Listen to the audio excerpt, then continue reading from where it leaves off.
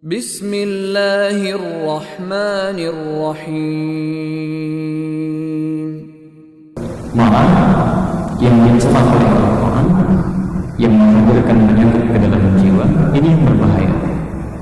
Dan saking berbahayanya, kita akan lihat nanti banyak dampak-dampak dari penyakit ini yang akan melahirkan keburukan baik bagi diri pribadi atau orang di sekitarnya. Karena itu, jika Anda nanti mendapati penyakit ini hadir dalam diri kita, nanti akan diberikan tahapan-tahapan bagaimana menghambat supaya dia tidak datang. Saat sedang mendapati penyakit ini, apa yang harus dilakukan? Ya. Kemudian kalau sudah bebas dari penyakit ini, apa yang harus diperbaiki? Ya. Bahasan ini kita akan lanjutkan dari pertemuan yang lalu. Marah yang tercela. Saya bacakan dulu ya, dengan singkat. Wa huwa kayfiyatul nafsiyyah. Marah yang dicela itu yaitu satu gejolak yang muncul di dalam jiwa, mujibatul min harakatir ruhi min ad-dakhil ila al-kharij, yang mengeluarkan ekspresi dampak kepada anggota tubuh sekitar luar. Ya. Ada gejolak di dalam jiwa yang sangat kuat yang diteruskan kepada anggota-anggota tubuh kita. Ya. Saya pernah seringkali sampaikan pertemuan lalu, dia bisa datang ke wajah, ekspresi jadi berubah, mata jadi melotot, tangan menggenggam kuat, kaki bisa tiba-tiba ancang-ancang untuk menendang. Jadi gejolak dari dalam diteruskan keluar. Ya. Tapi wa marja'uhu syahwatul intiqam, sumbernya itu keinginan untuk membalas. Ya. Negatif. Ada gejolak dari dalam, ketika keluar jadi positif. Ada ya, keinginan untuk memberi, ditahan-tahan, begitu muncul tiba-tiba keluarkan dari satu, ya, masukkan ke kotak. Itu keinginan baik, gejolak juga ya. Cuma yang ini sumbernya mabda'uhu syahwatul intiqam, di keinginan untuk membalas sesuatu yang negatif ya. Saya sudah uraikan ini, jadi kita teruskan dulu. Wa huwa min janibil ifrat, ini termasuk pada hal yang berlebihan yang berpotensi memunculkan dosa ya. Kemarin sudah kita bahas ada israf, ada ifrat ya. Kalau israf, hal yang berlebihan tapi belum tentu dosa ya. Hanya menyebabkan diri kita bisa lemah ya. Anda makan mie ayam 5 mangkuk, dosa sih enggak ya. Cuma berbahaya bagi tubuh, lemah ya. Mau ibadah jadi malas, terlalu kenyang baca Quran jadi susah, dosa sih tidak ya. Cuma membuat kita semakin lebih lemah, lebih malas ya. Tapi kalau ifrat itu sudah pasti dosa ya, sudah pasti dosa. Misal sholat subuh 2 rakaat ditambah jadi 3 ya, berlebihan ya. Dengan menambah itu, mohon maaf ya, dosa muncul ya. Termasuk ini, mata fungsinya untuk melihat, memberikan keteduhan, tiba-tiba jadi melotot misalnya, membuat orang tidak nyaman, itu berlebihan. Ini melewati fungsinya, melahirkan potensi dosa ya. Tiba-tiba dari yang melotot, yang tadinya berbicara dengan nyaman, jadi mulai meninggikan suara. Kenapa Anda melotot? Mulai mencela. Jadi sesuatu, kalau Anda temukan kalimat di Quran ataupun di hadis, ya, kalimat-kalimat yang mengandung makna ifrat, ya, hamzah, fa, ra, ta, ifratun atau faratun, ya, hamzah, fa, ra, alif, ta, ifrat. Hati-hati. Itu artinya perilaku-perilaku dimaksudkan berpotensi melahirkan dosa. Jelas ya? Baik. Jadi kalau Anda punya penyakit ini, bukan hanya berbahaya bagi tubuh, tapi berpotensi Anda berdosa. Berpotensi Anda berdosa ya. Awas, hati-hati betul dengan penyakit yang ini ya. Hati-hati. Wa idza ishtadda, bahkan apabila penyakit ini semakin memuncak, marah ini ya, fa innahu yasturu moral aqli ya. Maka kemungkinan besar akan menutup akal sehatnya. Kata penulis kitab ini, bahkan kalau semakin parah rasa marahnya, itu akal sehat tertutup. Sudah nggak mikir lagi itu, sudah nggak mikir lagi. Keluar dari masjid memuncak marahnya, tiba-tiba kotak amal ditendang aja. Apa salahnya itu kotak amal? Jadi semakin tidak logis cara berpikirnya, sudah nggak bisa berpikir lagi. Itu yang berbahayanya. Wa yudha'ifu fi'lahu, dan melemahkan setiap perilakunya. Karena dia sudah tidak berpikir lagi, maka mohon maaf, organ-organ tubuh yang menyebabkan dia berperilaku itu tidak bisa berbuat baik lagi, lemah, sudah nggak wajar lagi ya, sudah tidak wajar. fala tu'athirul mau'izah fi sahibih. Ya. Bahkan ya, kalaupun dinasehati sudah tidak berdampak lagi. Ini kalau sudah pada puncaknya orang sedang marah, ya sudah pada puncak-puncaknya tingkat paling tinggi, mau'izah pun, nasihat pun sudah nggak mempan, nggak masuk gitu. Ya, sudah nggak berpengaruh. Baik. Bal taziduhu ghidha wa syiddah. Bahkan terkadang bisa menambah, memuncak emosinya, semakin meningkat kembali. Ya. Kan ada orang, mohon maaf ya, kalau Anda menemukan seseorang bisa sedang marah, terus Anda nasihati misalnya, sudah Pak, anggap aja ini kejadian sedang ujian, tiba-tiba meningkat. Oh, sudah, jangan nasihati saya. Nah, itu tandanya bukan menurun, penyakit semakin naik. Ya, semakin naik. Nanti kita akan lihat bagaimana cara mengobatinya, ya, pelan-pelan. Nah, kemarin sampai di sini kita. Ya. Sekarang kita ambil contoh Qur'annya untuk penyakit yang seperti ini. Wa mithluhu, contoh penyakit marah ya, yang seperti ini yang dicela, kita bisa temukan dalam Al-Qur'an. Satu, Quran surah Al-Baqarah ayat 11 sampai 12-nya.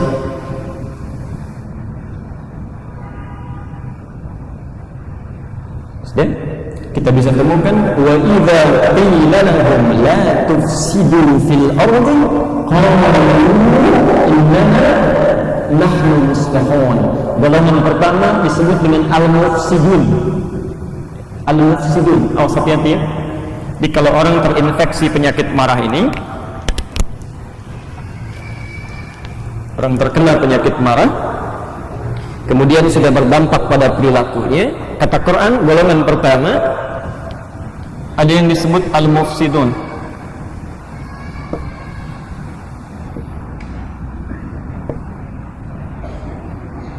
Ya.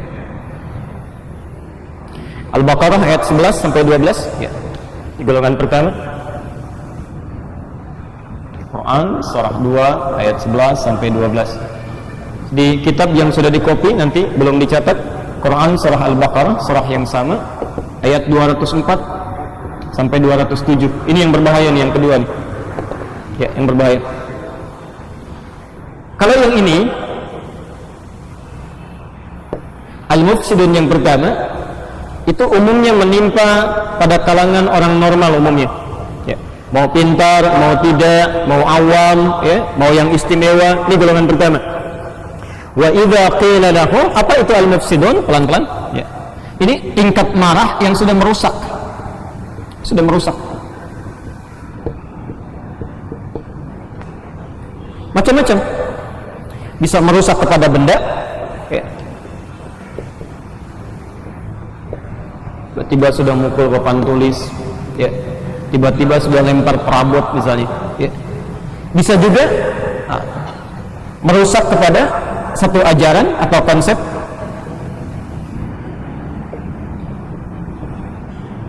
Bisa misalnya tuntunan ibadah, ya.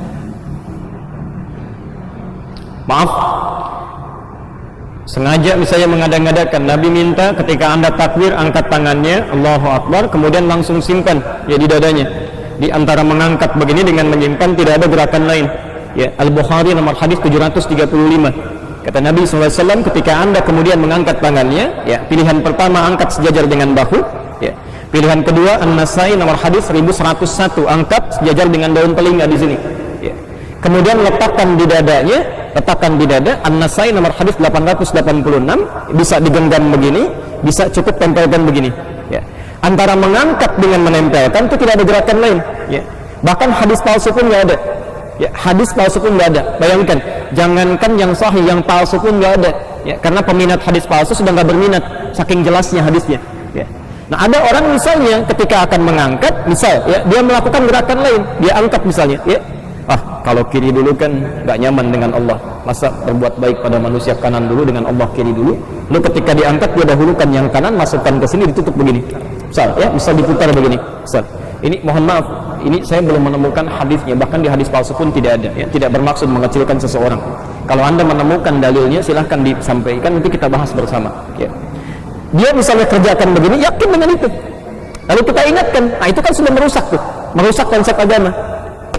Nabi contohkan sesuatu, misalnya sudah jelas dalilnya ada, contohnya ada, lalu dia kerjakan yang lain. Ini contoh kecil saja, banyak yang lainnya ya, contoh kecil saja. Lalu muncul orang memberikan nasihat misalnya, yang tahu memberikan informasi. Wa idza qila lahum, al-mufsidun ini, la tufsidu fil ardi. Saat dikatakan pada orang seperti itu, la tufsidu, tolong jangan merusak. Bisa dengan bahasa yang sopan, Pak, tahan amarah, sayang papan tulisnya baru beli kemarin sudah rusak lagi misalnya. Atau seperti yang tadi, Pak, rasanya nggak ditemukan deh kalau yang diputar seperti itu, boleh nggak saya minta petunjuknya? Atau minta dirapatkan barisan, tolong rapatkan. Begitu dirapatkan, Pak, bisa bergeser sedikit, siapa kamu? Misal dia berkata, qalu innama nahnu muslihun. Bahkan ada yang mengatakan ketika dia diingatkan, kamu siapa? Kamu siapa? Innama nahnu muslihun. Saya lebih baik dibandingkan kamu. Ya, saya sedang memberikan pelajaran pada dia. Misal, itu al-mufsidun, golongan pertama. Jadi sifat marah yang sudah melahirkan dampak yang merusak, ya, baik secara fisikal, secara fisikal, ya, ataupun pada satu konsep ajaran yang sudah mapan. Ini satu. Disebut dengan al-mufsidun. Ini golongan pertama. Kita bicara pada tingkat yang lebih tinggi dulu. Tapi Quran menyebutkan golongan kedua, ini yang paling berbahaya. Ya, paling berbahaya. Al-mufsidun pada golongan yang kedua, Al-Baqarah ayat 204 sampai 207. Ini dikhususkan pada orang-orang khusus, orang-orang yang merusak konsep tatanan agama. Ini pada yang ini saja, yang kedua. Jadi kalau yang pertama itu maknanya umum, bisa merusak secara fisik, marah dalam konteks umum. Yang kedua, dia memang merusak tatanan agama. Pada tingkat yang kedua ini, Quran memberikan hal yang sangat spesifik, khusus. Anda kalau menemukan orang seperti ini mesti hati-hati, mesti hati-hati. Ya. Quran surah kedua ayat 204. Mari kita lihat uraiannya. Nih, golongan yang pertama, tingkat yang kedua.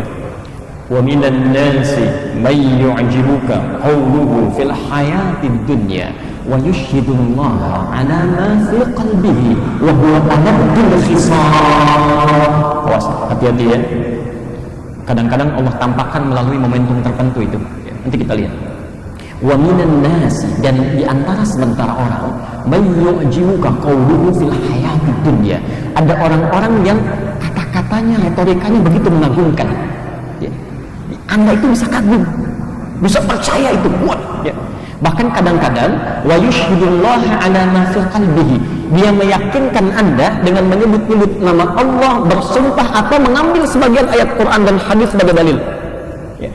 Wa huwa aladdul khisam, tapi hakikatnya ini musuh yang paling berbahaya, kata Quran. Paling berbahaya. Jadi dia itu saat menyampaikan sesuatu, dia bawa dalil Quran, dia bawa dalil hadis, tapi saat yang bersamaan sebetulnya sedang merusak agama, sedang menghancurkan akidah Anda, memalingkan Anda dari keyakinan yang benar. Itu Quran menyebutnya aladdul khisam. Alad itu bentuk superlatif dari ladun. Jadi yang sangat berbahaya, tapi halus masuknya halus. Yang paling menarik, perhatikan. Anda teruskan nanti, Anda akan temukan ayatnya. Wa idza qila lahu taqillah akhadhathum al-izzatu bil itsmi. Ini yang berbahaya. Dan jika diingatkan orang ini, ittaqillah, coba ingat Allah, itu tidak benar, itu tidak baik. Akhadhathul izzatu, dia membawa kehebatannya, kebesarannya. Ini menunjukkan kesan di Quran. Barangkali ada orang-orang yang sudah punya gelar yang hebat, punya karisma yang tinggi. Ketika diingatkan, dia membawa prestise dunianya. Jadi naik rasa tingginya. Kamu siapa? Jadi ada kemarahan di situ, tapi menyertakan posisi dia dalam hal duniawi. Kamu itu baru belajar kemarin sore. Saya ini profesor. Anda itu baru mengerti Islam, baru belajarnya pun kecil skupnya. Saya ini sudah keluar. Bisa. Bil ismi, tak sadar dia dengan emosi yang sedang dia ungkapkan dengan penuh kesombongan itu, jadi marah disertai dengan kesombongan. Bil ismi, saat yang bersamaan dia sudah membawa dosa. Nah, pelan-pelan kalau Anda temukan orang-orang seperti itu, lantas dinasehati keluar respon marah dengan mengangkat harkat dunianya, itu dosanya double, kata Quran. Dosanya double. Tapi yang ingin saya sampaikan, ada orang-orang disebut oleh Quran bagian dari al-mufsidun tapi khusus merusak agama. Anda mesti hati-hati yang seperti itu. Mesti hati-hati. Semua agama itu sama, ya, karena berasal dari Tuhan yang sama, di Tuhannya sama, cuman caranya aja yang beda-beda. Itu sangat berbahaya. Sangat berbahaya. Ya. Karena hati-hati, aliran-aliran seperti ini itu lebih berbahaya daripada musyrik.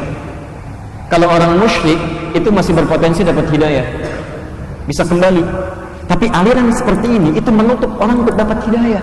Orang mau pindah agama, memeluk Islam, disebut oleh aliran ini, ngapain pindah agama? Semua agama itu sama, mengacu pada Tuhan yang sama.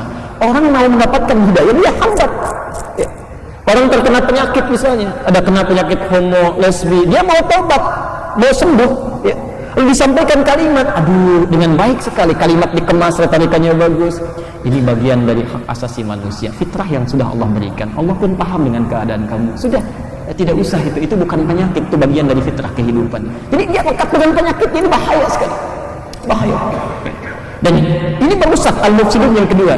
Nah, tapi kalau Anda sudah temukan orang-orang, misal, membawa pernyataan seperti ini, merusak dalam kehidupan, ya, boleh kita untuk toleransi kenakan pakaian-pakaian atribut agama lain sebagai bagian dari penghormatan. Ya, sholawatan misalnya dinyanyikan, nyanyinya nggak tanggung-tanggung misalnya, ya, pakai ritual-ritual di agama lain. Ya, ada orang menyanyikan sholawat kepada Nabi menggunakan kidung-kidung yang digunakan untuk pujian di agama lain, itu sudah merusak, tidak tepat. Ya. Saya bawa dari angkatan udara tadi siang, lalu disampaikan pertanyaan. Ya. Ada orang kemudian bersalawat, saya belum lihat sama sekali. Ya, tapi beliau sampaikan ada orang mengajarkan salawat dan menyampaikan ini bagian dari ajaran, bentuk toleransi, bentuk keindahan, tapi disampaikan dalam bentuk kidung-kidung yang didendangkan di agama lain. Anda bisa nggak bayangkan? Anda ingin memuji Allah dan Rasulnya, tapi dengan cara yang sangat dilaknat oleh Allah bahkan Rasulnya. Bisa nggak itu? Kan tidak mungkin. Ya. Anda ingin sholat, begitu mau menunaikan sholat, tapi seperti orang Yahudi sholatnya, tapi bacaannya bacaan Fatihah, ya, bacaannya bacaan sholat, cuma ditunaikan dalam bentuk praktek ibadah lain, bisa nggak? Kan tidak, ya, kan tidak. Sama dengan orang mengatakan misalnya, boleh kita mengucapkan selamat kepada perayaan agama lain, selamat A, ya, selamat B misalnya. Tapi kata selamat itu artinya mengakui sesuatu yang diselamati. Anda bikin rumah, bisa ucapkan selamat atas rumah Anda yang sudah selesai. Artinya saya mengakui rumah itu sudah selesai dibangun. Selamat atas promosi jabatan yang telah Anda dapatkan. Artinya saya mengakui Anda sudah naik promosi jabatan. Di kata selamat ini selalu dilekatkan pada pengakuan apa yang diselamati. Ketika Anda mengucapkan selamat dengan perayaan agama Anda, itu berarti Anda sudah mengakui ada agama di luar apa yang kita yakini. Sedangkan saat yang bersamaan Anda mengatakan inna dina indallahil Islam, itu sudah keliru. Sudah keliru, itu sudah penyakit akidah itu, penyakit akidah. Nah, kalau Anda kemudian katakan, Ustaz, bukankah itu menganggap bahwa agama lain itu kita akui juga, itu keluar dari akidah? Oh, kata siapa? Ah, ini. Anda baru belajarnya, kami tinggal di sana, ada syekh yang mengatakan itu. Misal, ini masuk kategori ini. Kategori ini. Hati-hati dengan yang demikian. Ingat, kata-kata itu dalam fikih ibadah itu begitu menentukan. Anda masuk Islam bukankah dengan kata-kata asyhadu an la ilaha illallah, asyhadu anna muhammadar rasulullah. Jangan dianggap sepele. Cuma ngucapin selamat hanya sekedar kata-kata. Anda mau nggak mengucapkan kalimat dua syahadat? Saya ucapkan selamat kepada Anda ucapkan asyhadu an la ilaha illallah, asyhadu anna muhammadar rasulullah. Bukankah Anda halal bergaul dengan istri ketika mengucapkan saya terima nikahnya? Bukankah cuma ucapan? Bukankah talak berlaku karena ucapan? Ya. Semua karena ucapan. Bukankah salat Anda dibuka dengan ucapan Allahu Akbar? Hati-hati. Ada ibadah lafzi, ada ibadah qalbi, ada ibadah jawari. Ya. Baik ya. Tingkat yang paling tinggi, yang lebih berbahaya lagi. Ya. Jadi kita ambil konteks merusaknya. Jadi ada orang ya, punya penyakit marah. Yang pertama cuma marah saja, yang kedua marah yang sudah berkolaborasi dengan kesombongan tapi merusaknya khusus dalam hal agama. Itu yang paling berbahaya, ya, itu poinnya. Yang ketiga, ini gabungan keduanya. Jadi kalau yang pertama merusak fisikal kan, ya, orang marah angkat gelas, banting, pecah, kan? Kalau yang kedua merusak agama saja, keyakinan. Ini yang ketiga, menggabungkan antara merusak fisikal dan merusak konsep agama. Anda bisa temukan di Quran surah Al-Kahf, Al-Kahfi ayat 103 sampai 104. Ayat 103 sampai 104.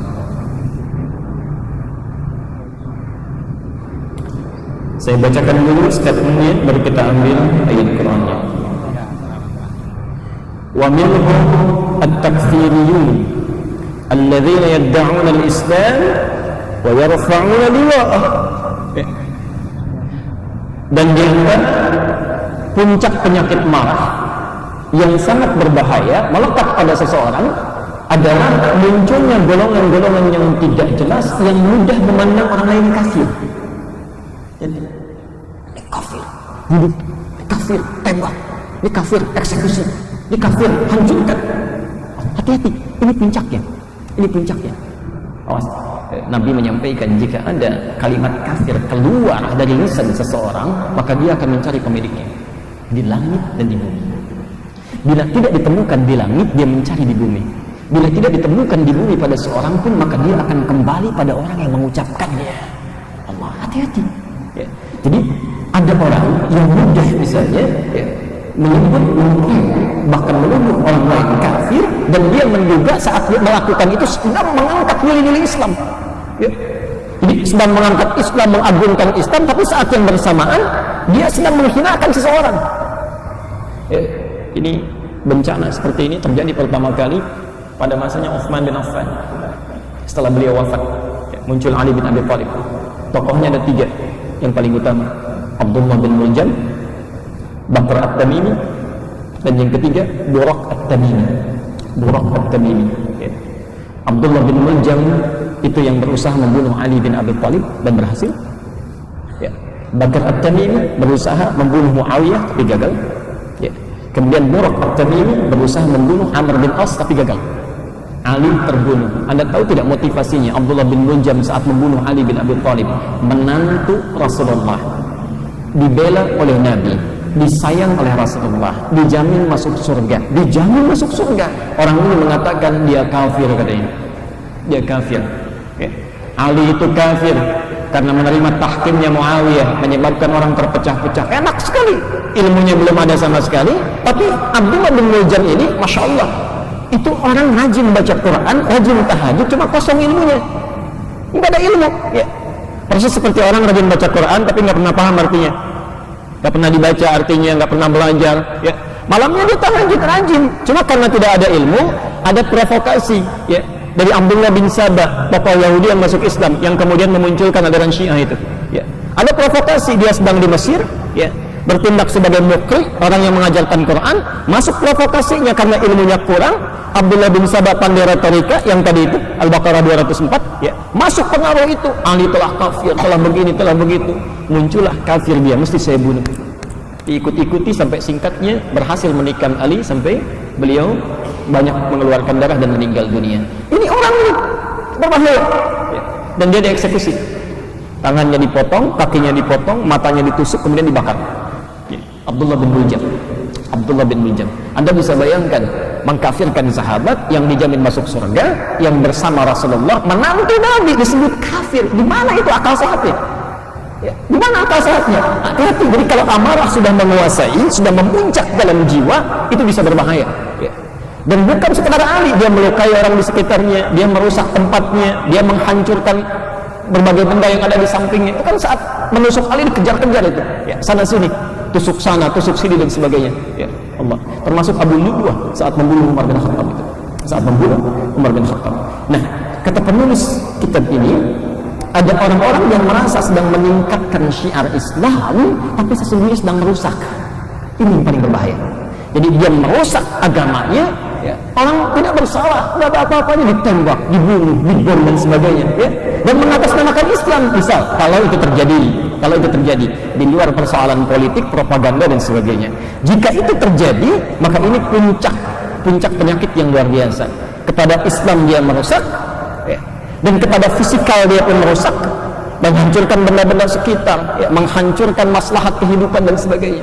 Maka turunlah ayat Quran untuk melukiskan orang-orang seperti itu. Al-Kahf, Quran surah 18 ayat 103 sampai 104. Qul hal nunabbi'ukum bil akhsarina a'mala.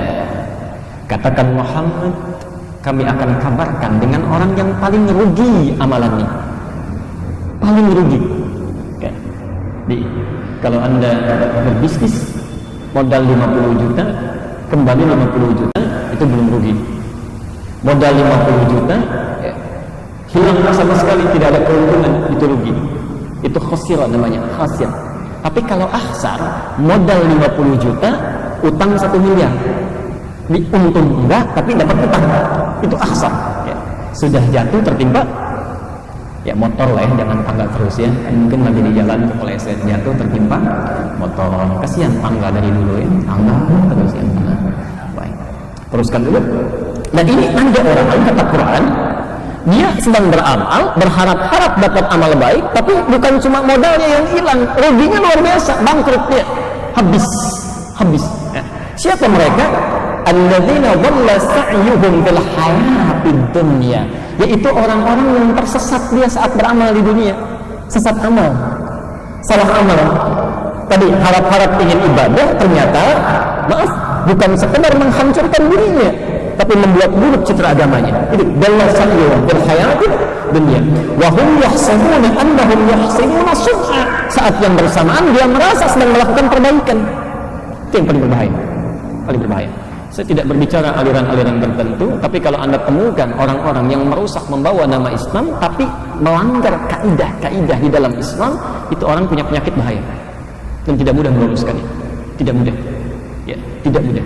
Dan kita jangan dulu menuduh kalangan ABC ya, kecuali kalau dalilnya, buktinya sudah pasti dan sebagainya ya. Sekarang kan kadang yang baik jadi buruk, yang buruk jadi baik, macam-macam ya, tergantung kemana media membawanya ya, kan? Tapi kalau Anda temukan tanda yang seperti tadi, itu puncak dari penyakit yang sangat buruk. Baik, jadi ada 3 jenis. 1, marah yang cuma berdampak pada merusak hal-hal fisikal. Yang kedua, penyakit marah yang bisa berbahaya pada keagamaannya. Dan yang ketiga adalah penyakit marah yang bisa berdampak pada hal fisikal sekaligus berdampak pada buruknya citra agama. Ya. Kita lanjutkan pembahasannya pada bagian terakhir. InsyaAllah kita khatamkan untuk malam ini. Dawa'ul ghadab. Penyebab penyakit marah bisa muncul. Kenapa orang bisa marah? Ya. Kenapa ghadab bisa muncul? Nanti dengan mengetahui ini, kita bisa menjauhi itu. Jadi kalau Anda tidak ingin kena penyakit marah yang sifatnya buruk, Anda bisa jauhi ini ya, dengan mengetahui penyebab-penyebabnya. Yuk, kita bahas. Bismillahirrahmanirrahim. Anna jami'al asbab al-muhayyijah lil ghadab. Sungguh seluruh sebab-sebab. Jadi bukan di antara, tapi seluruh penyebab ya, yang melahirkan penyakit marah itu ya, ta'udu fi juzuriha, seluruhnya akan kembali pada akarnya. Jadi sebab utamanya di antara penyebab penyakit marah bisa datang itu ila hubbid dunya, ya, semuanya kembali pada hubbud dunya, kecintaan pada dunia yang berlebihan. Sumber penyakit marah itu, maaf ya, pada akhirnya akan kembali kepada masalah dunia, hubbud dunia, suka bumi ya. Suka bumi, dunia ya. Suka bumi. Orang, saya pernah tanya, Anda dari mana? Di Arab saya ketemu orang, min aina anta ya. Wallahi ana min hubbid dunya. Masyaallah, saya dari hubbud dunya, suka bumi, suka dunia. Itu cuma jawaban orang saja. Hubbud dunya bahaya ini ya. Allati yanbaghi an tusamma bi ummil amrad. Oh, hati-hati. Penyakit dunia ini kalau berlebihan ya, kata pengarang alif kitab ini, yanbaghi an tusamma bi ummil amrad, ini sumber dari semua penyakit. Jadi bukan cuma marah, semua penyakit, iri hati, dengki, cemburu, dendam, itu semuanya ke dunia ya. Pembunuhan pertama terjadi, 2 anak Adam membunuh salah satunya ya, di antara kerabatnya sendiri, ya. Dia membunuh adiknya, ya. Apa penyebabnya? Bukan masalah agama, dunia, ya. Karena ingin mempersenting, ya, calon dari adiknya yang lebih bagus, lebih baik dalam pandangan dunianya, dia bunuh itu, memuncak amarahnya, ya. Kita bisa temukan di Al-Maidah misalnya dari ayat 27, ya, kisah-kisah ini. Watlu alaihim naba abnai Adam bil haqqi. Ya, silahkan Anda cermati kata Quran kisah dua putra Adam, ya, yang bisa memberikan ibrah dalam kehidupan. Pelan-pelan. Jadi penyebab utama kenapa penyakit al-ghadab bisa muncul, ya, kata muallif kitab ini bukan dunia, ya, bukan dunia, tapi hubbud dunia, ya. Bukan dunia tapi hubbud dunia. Anda bedakan, ada dunia, ada hubbud dunia, itu lain.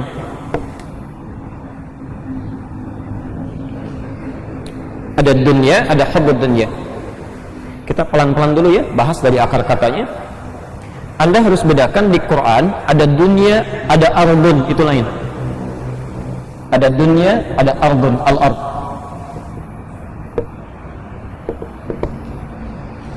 Wa idh qala rabbuka lil malaikati inni ja'ilun fil ardi, bukan fil dunya. Fil ardi, bukan fil dunya. Innamal hayatud dunya, bukan ardu. Innamal hayatud dunya la'ibun wa lahwun, ya, Masya Allah, dunia. Jadi kalau hayat disandingkan dengan dunia, ya, kalau tempat disandingkan dengan ardu. Kalau Anda temukan kata al-ardu, itu berarti tempatnya secara fisikal, ya. Setiap yang dipijak di masjid al-ardu, di jalan al-ardu, ya, di kantor al-ardu, jadi tempatnya. Kita tinggal di bumi, buminya disebut dengan ardu. Nah, sifat tinggal kita, sifatnya itu disebut dengan dunia. Dunia itu bukan tempatnya, tapi sifatnya. Dari kata dana, yang berarti dekat, singkat, ya. Sesuatu yang dekat, sesuatu yang singkat. Di segala kehidupan yang Anda jalani di ardun ini, di muka bumi ini, sifatnya nggak banyak, ya. Tidak lambat tapi cepat, singkat rasanya. Rasanya baru kemarin kita ketemu, ya, sekarang sudah ketemu lagi. Rasanya baru kemarin Anda tumbuh remaja, sekarang sudah punya cucu, ya. Rasanya baru kemarin kita liburan, sekarang sudah mau berakhir lagi. Rasanya baru kemarin, ya, pamit dari kantor, sekarang sudah mau ke kantor lagi, bahkan sudah pulang dari kantor lagi. Singkat, cepat, ya. Karena itu disebut dia dengan dunia, ingin memberikan kesan kepada kita. Anda mesti hati-hati, karena kehidupan Anda saat di dunia itu singkat, tidak lama, ya. Anda sudah tahu hidupnya singkat, tapi bermain-main di dalamnya, kan aneh itu, kan aneh, ya. Waktu Anda itu singkat, cepat berlalunya. Coba cek sampai hari ini berapa usianya. Rasa-rasa masih muda, rasa-rasa masih kurang misalnya, tapi Masya Allah ketika ditanyakan, ada yang sudah 60 tahun, 70 tahun, ya. Dan singkat masanya, singkat. Dan satu saat kita akan pulang. Ada orang paling aneh, sudah tahu masanya sangat singkat, dia mesti memperbanyak bekal, tapi dalam singkatnya dia mesti masing-masing bermain-main, ya. Masih sempat berbuat maksiat, masih sempat lihat sesuatu yang tidak penting, masih sempat melakukan hal yang dilarang. Itu orang aneh, padahal dia sadar waktunya sangat singkat. Nah, ada orang ketika dia tahu misinya itu sangat singkat, kata Imam Al-Ghazali, ya, orang memasuki dunia itu seperti orang yang sedang menyelam di lautan, dikasih tabung oksigen, ya. Dia tahu kadar oksigennya singkat, diberi tugas, ya. Misal, kami mesti mencari mutiara, kata Imam Al-Ghazali, lalu dia menyelam. Dia manfaatkan sisa tabungnya untuk cepat mengambil mutiara-mutiara yang dibutuhkan. Tapi ada orang-orang yang ketika dia menyelam, tiba-tiba melihat ikan warna-warni, dilihat lagi begini, dia lupa bahwa ada mutiara yang harus diambil, dinikmati begini, ya. Kemudian dia tiba-tiba lewat lagi, melihat yang berkilauan, bukan mutiara. Ini ada benda-benda lain, ya. Misal dia lihat, kok ini bagus ya, baik, kumpulin dulu. Dia lupa tugasnya bukan mengumpulkan itu. Nah, semakin banyak dia melihat sesuatu yang bukan tugasnya, mengumpulkan yang bukan kewajibannya, itu yang disebut dengan hubbud dunia. Penyakit al-ghadab itu bisa muncul, marah itu bisa muncul jika seorang hamba, khususnya seorang muslim, banyak mencari dunia di luar kebutuhan yang dia perlukan. maka itu pasti berpotensi memunculkan marah. Pasti.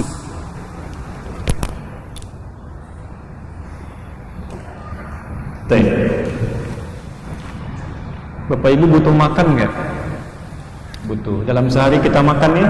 Baik, makan 3 kali sehari bisa. Yang diminta oleh Quran saat makan apa yang dimakan? Kan cuma 2. Al-Baqarah 168 ya. Satu halal, kedua tayyib, kan? Kaidahnya begitu. Ya ayyuhan nas kulu mimma fil ardi, satu halalan, 2 tayyiban. Hei manusia, kalau Anda ingin cari makan, bekerja, beraktivitas ya, untuk mencari makan, perhatikan, silahkan Anda dapatkan itu satu halal. Kaidahnya itu. Jadi kalau Anda ingin mencari sesuatu, cari dengan halal. Nah, Allah sudah berikan jalan. Ini yang halal. Silahkan dapatkan. Sesuai kebutuhan. Sesuai kebutuhan. Misal, Anda butuh makan, cukup untuk makan. Dapat yang halal 50.000 misalnya. Ya, 50.000. Dan Allah sudah berikan rezeki Anda untuk dapat yang halal itu mencukupi kebutuhan cuma 50.000. Pas. Tapi terlalu banyak keinginan. Padahal Allah cuma mintakan Anda cuma butuh yang halal saja. Sudah, dapatkan yang halal, cari itu ya. Tapi ketika ada tawaran lagi, mau nggak? Ya, kamu bisa dapat 5 juta, dapat 500.000 ya. Tapi caranya tolong ketika Anda lihat misalnya sepatu di masjid itu bisa diambil 1 ya. Atau tanda tangan di proyek kamu bisa dapat lebih, tanda tangan bisa dapat lebih. Allah, ketika proyek mulai disodorkan, tiba-tiba misalnya ditangkap, ketahuan, dikeluarkanlah dari pekerjaannya ya. Kemudian mohon maaf, yang tadinya dapat pendapatan yang halal dikeluarkan dari yang halalnya, diberikan hukuman dan sebagainya, mulai keluar gara-gara kamu ini, gara-gara kamu saya jadi begini, jadi jauh ya, jadi terhina, jadi macam-macam. Keluar ekspresi-ekspresi, mulut mulai mencela, tangan mulai mengepal, kaki mulai menendang. Apa dampaknya? Karena harapan untuk meraih keinginan dunia itu lebih daripada yang ditentukan. Tayyiban, kata Allah, kalau Anda sudah punya yang halal ya, cukup cari yang terbaik dari yang halal itu, yang bisa menutup rasa lapar ya. Jadi kaidah makan itu sederhana. Anda punya uang, beli makanan yang sekedar menghilangkan lapar, bukan memenuhi keinginan ya. Anda terlalu menutup keinginan, capek, nggak mendapatkan, bisa marah. Contoh, maaf, Anda lapar, tempe sudah ada di rumah, nasi sudah ada, dan itu yang terbaik yang bisa dimiliki. Keinginan pengen dikumpul-kumpulkan, saya pengen makan mie ramen di depan itu. Nah, cari-cari, Masya Allah. Begitu dicari-cari keluar dari rumah, ingin melebihi itu, ingin didapatkan itu, keluar melebihi dari batas kebutuhan misalnya. Begitu sampai ke tempat tujuan, sudah terjebak macet, sudah jauh, sampai di tujuan tiba-tiba tutup. Dasar, sudah jauh-jauh ke sini tutup lagi, keluar. Ekspresi keluar. Biasanya kalau sudah melewati kadar kebutuhan, terlalu berlebihan mencintai apa yang diinginkan, sudah tidak wajar memenuhi nafsu, maka itu berpotensi melahirkan sifat-sifat yang tidak baik. Minimal ini ya. Jadi saat Anda ingin menghilangkan sifat-sifat yang tidak baik itu, menutup pintu penyakit untuk marah, coba dicek. Pulang dari sini coba dilihat, apakah pola hidupnya sekedar mencukupi kebutuhan atau jangan-jangan terlalu cepat banyak mengejar dunia. Ingin ini, ingin itu. Ketika keinginan sudah tidak terpenuhi, maka mulai penyakit ini muncul ya. Di kantor nggak dapat keinginan, begitu pulang yang dimarahi orang rumah ya. Di jalan klakson bunyi sana sini ya, Masya Allah, cara menyetir kendaraan sudah tidak wajar, sudah tidak bagus ya. Jadi kalau Anda, Masya Allah, pada posisi yang tepat saja, apa yang dibutuhkan itu yang dikerjakan, hidup akan enak, tenang gitu, nggak akan ada gejolak, tidak akan ada gejolak. Saya teruskan, saya agak cepat. Ini bagian terakhir, kita masih ada sekitar 8 menit. Ini bagian penutupnya. Jadi kesimpulannya, kalau ada orang yang terkena penyakit al-ghadab ini, marah, itu umumnya dia sedang dikuasai oleh dunia. Maka kalau Anda ingin mengobati penyakit ini, kita akan lihat nanti tahapan-tahapannya ya. Ilajul ghadab wa tawaqqi minhu. Cara mengobati penyakit marah dan terbebas darinya. Waqad dzakaratil ahadits syarifah wa ulama'ul akhlaq, telah disebutkan dalam beberapa hadis dari Nabi SAW ya, dan keterangan para ulama akhlak, iddata ijra'atin lil hulul dunal waqa' tahta satwatil ghadab, beberapa tahapan-tahapan untuk mengobati penyakit marah ya, untuk mengobati penyakit marah. Wa dzalika fi marahil thalath, ya, dan tahapan ini terdiri dari 3 tahapan, ya. Maaf, saya akan agak cepat karena waktu kita agak terbatas. Al-marhala al-ula, tahap yang pertama, ma qabla al-ghadab, ya, sebelum marah terjadi. Sebelum marah terjadi. Misal, begitu Anda mau marah karena keadaan tertentu, apa yang harus dilakukan supaya marah tidak masuk dalam diri kita? Ya. Sudah nyiap-nyiapkan, ikut lelang, mau ada proyek, tiba-tiba begitu mau diambil serobot orang. Sudah siap-siap mau parkir, tiba-tiba begitu masuk orang nyerobot, gitu ya.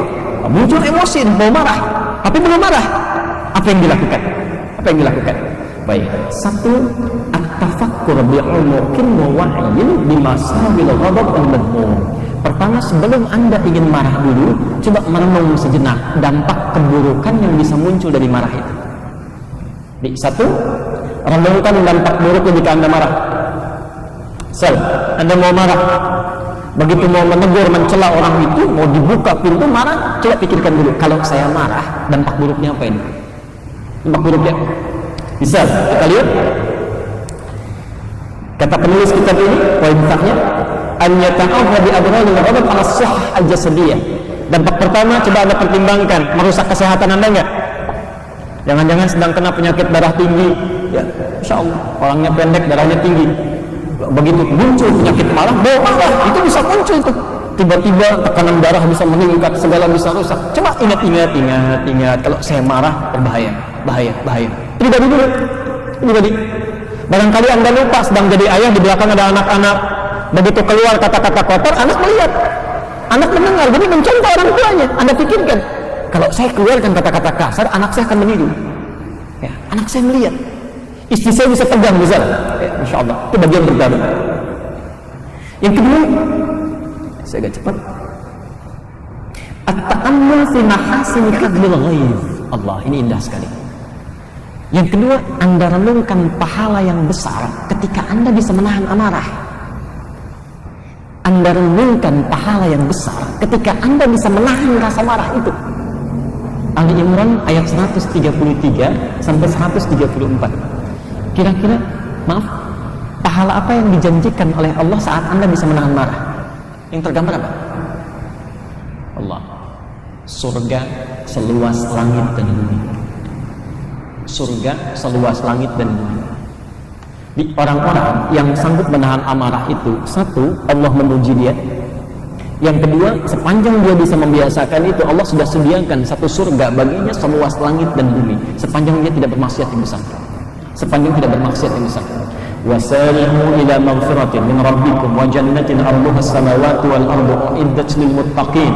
Bersegeralah engkau memohon ampunan kepada Allah, ya, dan harapkan punya surga ini nanti, punya tempat di surga seluas langit dan bumi, disediakan bagi orang-orang yang bertakwa.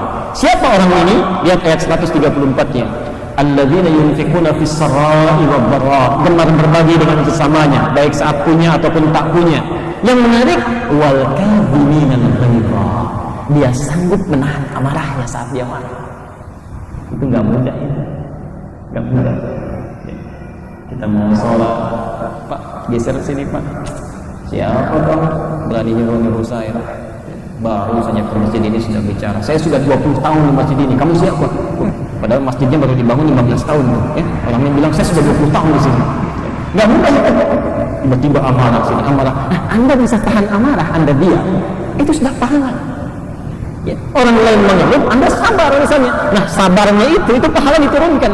Ulaika alaihim shalawatu min rabbihim. Orang pertama saat sabar ditimpa musibah, itu Allah memberikan shalawat, dipuji oleh Allah. Plus saat Anda sabar menerima caci maki orang lain, itu bonusnya. Maaf, yang kedua, dosa Anda dicabut, kebaikan orang yang mencaci Anda itu dipindahkan. Rugi kalau Anda balas mencaci. Dasar kamu, misal, itu saat dia menyebutkan kalimat itu memindahkan pahala dia. Di pahala yang dia punya diberikan pada orang yang dimarahi, dosa Anda itu dicabut, dipindahkan. Hadisnya hadis Muslim, nomor hadis 6525. Ya, itu sudah pernah saya sampaikan. Jadi kalau ada orang sholat hari ini keluar dari masjid mencela orang, ya, sudah usia begini belum mau ke masjid juga, tobat dong misalnya. Padahal dia sudah sholat di masjid lain, gitu lewat. itu saat mencela orang tersebut itu sudah memindahkan pahala salatnya pada orang yang dicela. Ya. Nah kalau dia sudah nggak punya pahala dan orang yang dicela punya dosa, dosa orang yang dicela itulah dikembalikan pada orang ini. Ya Anda nggak usah marah kalau dicela orang. Nggak usah marah, ngapain marah? Capek. Jadi kalau dicela biarin aja. Ya. Masya Allah. Sudah. Dan jangan marah. Ya, jangan marah. Ini sudah dicela, kita sabar, kita kembalikan lagi. Wah, Bapak siapa sih? Emang kamu nggak tahu siapa saya? Misal, dibalikin lagi. Ah itu sudah dikasih pahala, dikasih handphone, dibalikin lagi nih ambil. Ya. Masya Allah, rugi orang itu ya. Rugi. Ingat-ingat ya, kalau Anda misalnya dicela orang, muncul marah, pertimbangkan. Kalau saya marah, dampaknya buruk ini. Bisa merusak. Bayangkan diri sendiri, orang di sekitar, dan dampak lingkungan. Yang kedua, bayangkan betapa besarnya pahala yang bisa didapatkan. Pahala yang bisa didapatkan. Ada 1 menit, saya percepat. Masih ada ya? Habis? Oh 3 menit. Tuh di sana 2 menit lagi, di sini 3 menit. Baik. Baik. Inda hudutsul ghadab. Ini yang penting. Ya, saya agak percepat, mohon maaf. Tatkala marah sedang berlangsung. Kalau yang tadi sebelum marah, tahan-tahan. Tapi kadang ada yang tidak tertahan, tiba-tiba memuncak keluar misalnya, memuncak keluar. Ya, Pak sabar, udah hilang batas kesabaran mama, hilang batas kesabaran papa mama, misal, udah keluar itu kata-katanya. Nah itu artinya marah sedang keluar. Nah kalau Anda mengalami itu, saya percepat. Idza man hadatsa ghadabun wa sya'ara al-insan bi hafazatil ghadab, jika marah sudah terjadi dan menimpa seseorang dan dia merasakannya, falyamur nafsahu bi adami at-tanadi wat tamajjud wat tadarruj nahwal aswat. Maka coba renungkan, perintahkan pada dirinya untuk tidak meneruskan marah pada tingkat yang lebih tinggi. Caranya, saya percepat. 1, al-isti'adzah fawran minasyaitonir rajim. Cepat berlindung kepada Allah, istighfar. Yang pertama, langsung berlindung kepada Allah supaya tidak dikerumuni oleh setan. Habis gak Bapak ini? Jam saya sudah bunyi. Masih ada. Ya tolong kasih tandanya. Kalau nanti belum selesai, kita ingin selesaikan hari ini karena tinggal cuma berapa poin saja. Nanti Bang Daisha barangkali kita selesaikan ini supaya tidak mengulang di tahun yang akan datang. Oke. Baik. Ini barangkali begini kita cukupkan dulu saja karena saya lihat itu sudah lewat tuh di sana. Ya. Ada 2 menit. Oh, 2 menit baik. Tolong berikan saya tanda ya. Yang pertama, kalau Anda sedang marah keluar, ya, langsung berlindung kepada Allah. Ya. Apa dalilnya?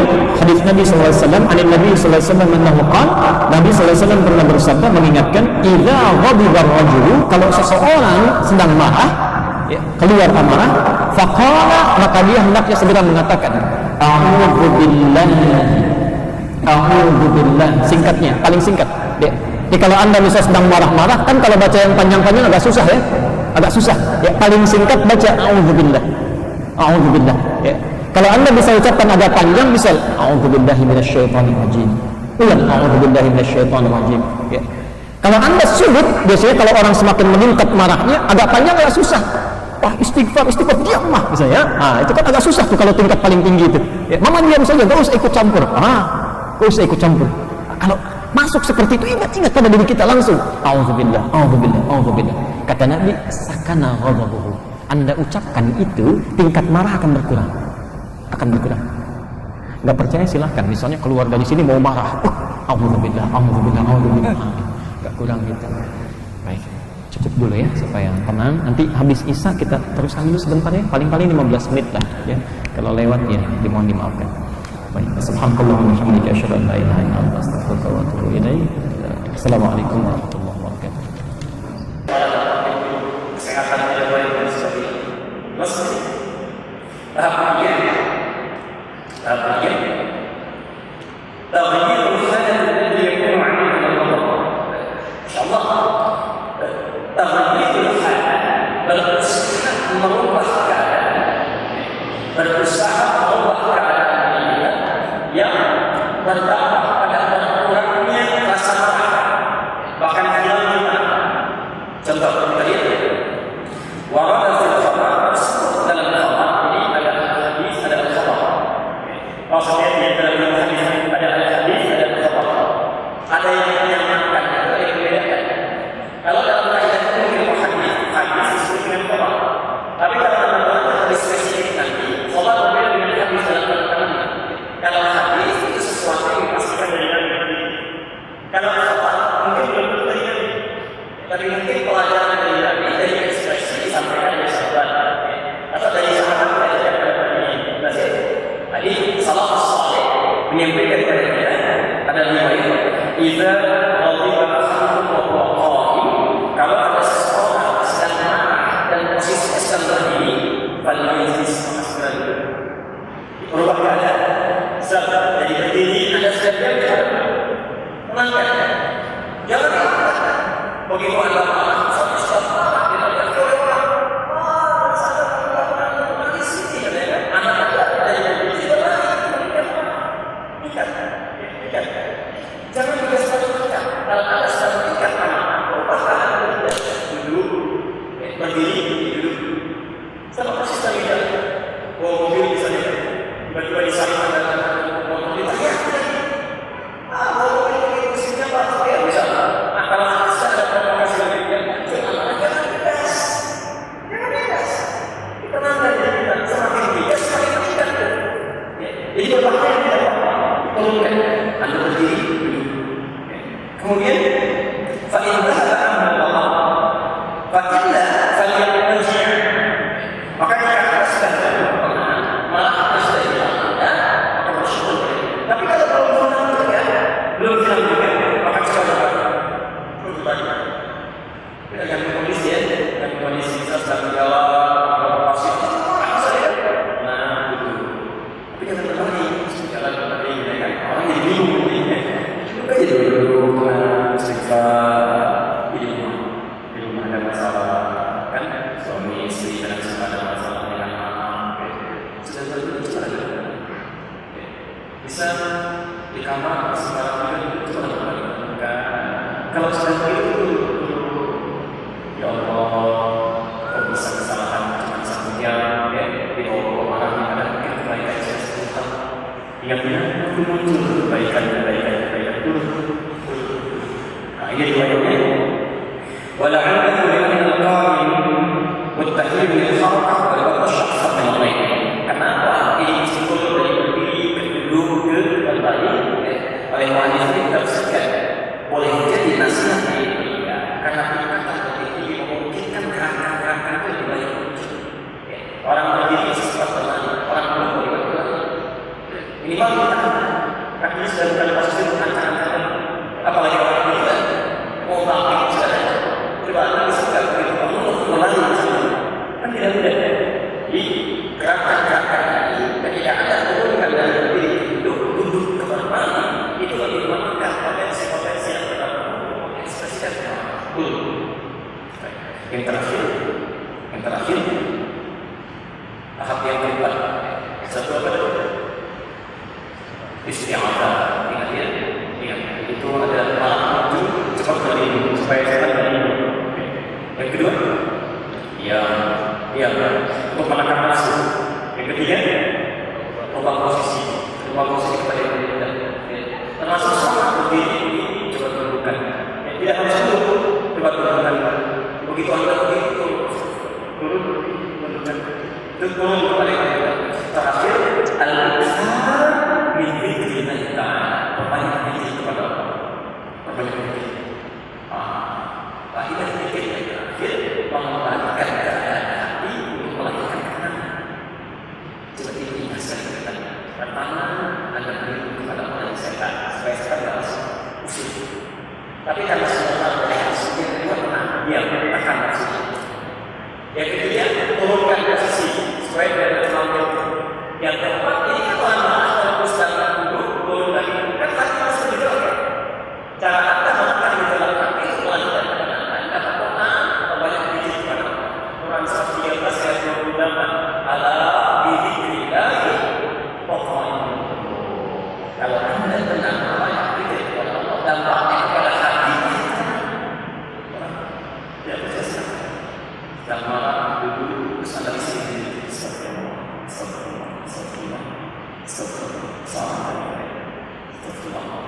Tiba-tiba menangis. Kalau sudah menangis itu sendiri.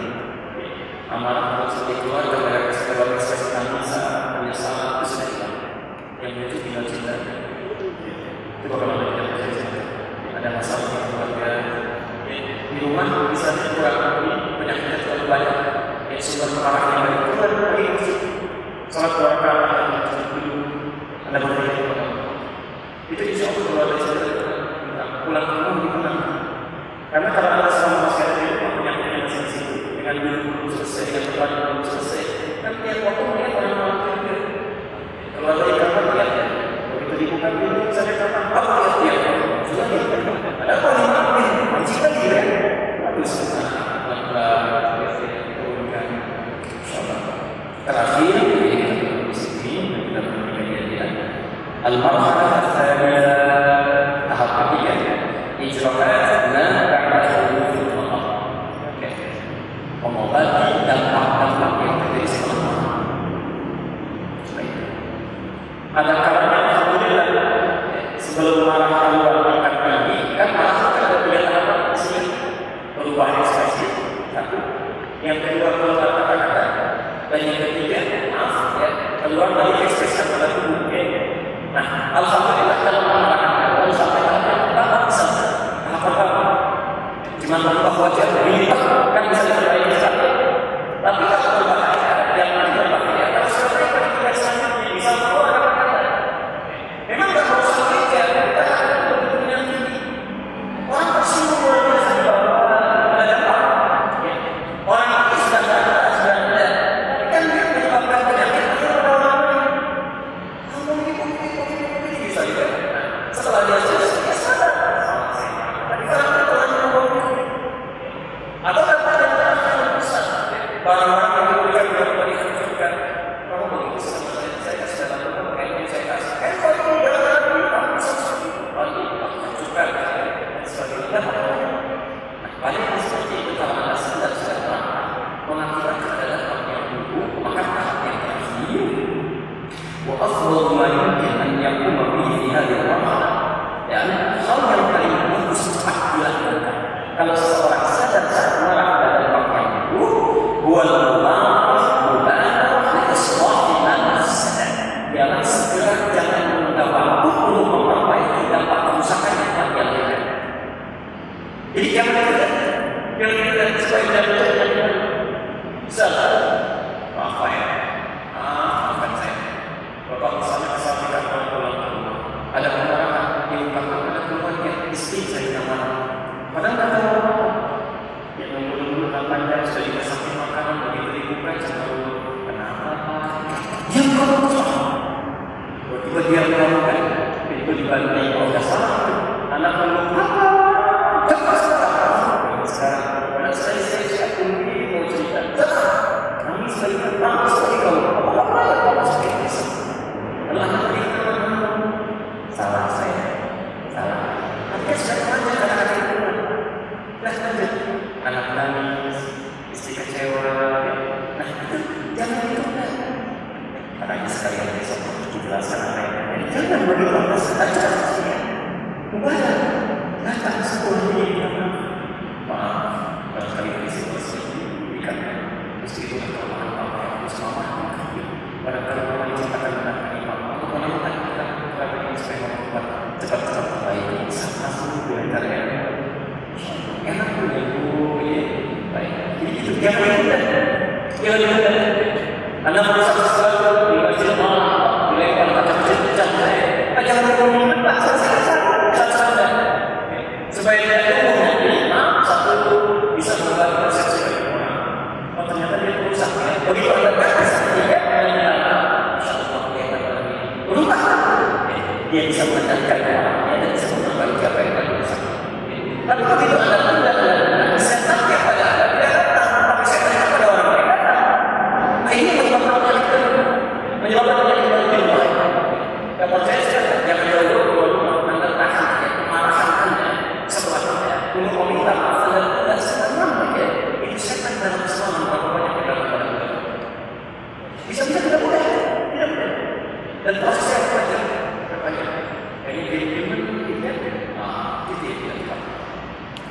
Wal musarrah bil iqab wal hasad dan menjelaskan ini pertama cepat selesaikan dampak kerusakan.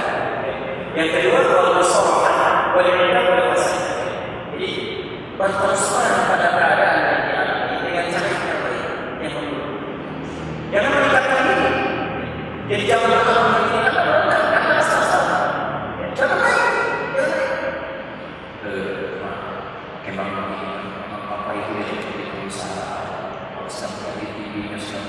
diangkat dulu, itu bagus. Jadi semacam ini jelaskan dengan cara yang baik. Kemudian watabadul usaha, memberikan toleransi pada akhir yang muncul. Kan tidak ada selama melakukan proses sempurna. Begitu Anda menjelaskan selama istilahnya saja diterima dulu.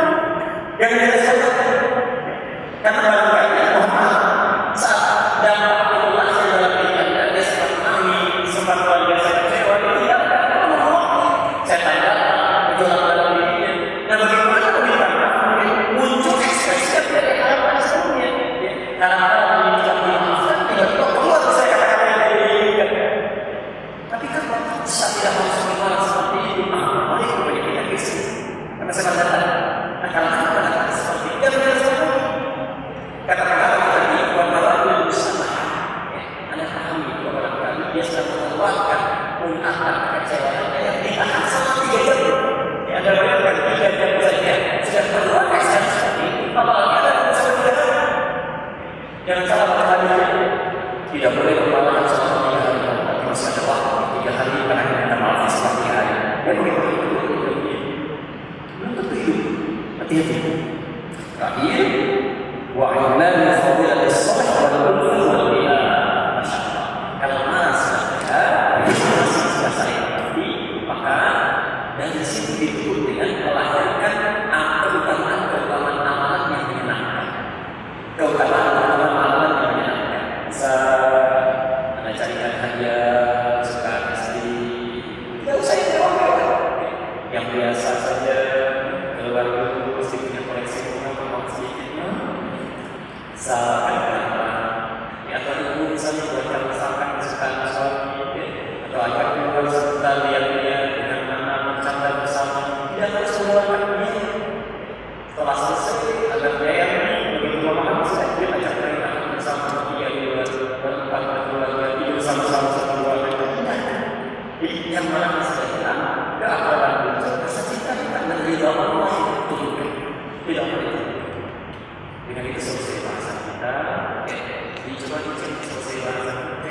Barangkali ada penyakit yang akan berkeluarga. Yang hati-hati saya sebutkan kalau Anda tidak ingin cepat tanya kenapa, jangan kejar-kejar dunia semua dunia. Jangan kejar-kejar dunia terlalu dunia. Cukupkan pada hubungan yang dilakukan. Salat ini menyatakan ibadah kepada yang bisa. Banyak sebutkan jemaah karena dunia yang sangat mengharapkan. Yang kedua, kalau Anda tidak banyak menjadi jemaah, hadir dalam diri kita, maka coba lihat apakah Allah itu sudah sampai pada level pertama, kedua atau ketiga. Maka perlukan sesuai dengan kebutuhannya, praktikkan apa yang telah kita pelajari. Dan boleh ada berlindung kepada Allah. Kemudian boleh dia turunkan keadaan kita banyak berlindung kepada Allah sampai harapan akhir mengisi dengan keutamaan amalan yang bisa dilakukan keseharian yang berbeda. Maka pulang dari sini coba dicek. Barangkali ada orang-orang yang kecil dengan sifat yang kurang baik, sifat melakukan, coba dicek keluarga. Ada barangkali yang sedang menulis tapi mungkin isinya sedang ada kesalahan di rumah. Dengan anak-anak maka segera selesaikan yang berdaya sehat, yang berdaya sehat. Kadang-kadang kita bakal berdoakan di mungkin lagi yang bahasa Allah terlalu. Asal saya ada semalam sekali. Dari saya dengan tetangga, dengan teman sebagainya. Mudah-mudahan semua itu bisa menjadi kita lebih baik. Baik, kita cukup dengan praktekkan dulu, sampaikan, selesaikan, baru kita kalau mau kepada Allah. Baik, kita cukupkan kemudian hari ini. Saya berikan dua pesan. Satu, baiknya kita insya Allah tidak ada orang. Kalau nanti ada sesuatu yang terkait dengan kata dari KFC, kita berdepan nanti kesempatan yang akan datang dengan materi yang baru. Penyakit kedua sifat sombong. Saya akan buatkan lagi seperti ini dan kita akan lakukan supaya mereka yang kembali lakukannya. Kalau bisa supaya bisa sekali berbahasa Arab, saya berikan kata-kata kemudian ketika kita membaca Quran sudah tahu sekali kata-katanya. Ada peningkatan. Kalau melakukan dari awal sampai akhir, ini mungkin sudah lama kata-kata bisa. Lumayan kan? Satu bulan saya dapat 300 insyaAllah lalu praktekkan ya. Baik, ini satu. Yang kedua, dengarkan saya mendengarkan sekarang. Di dalam Islam, semua orang yang kita lalui semuanya sama.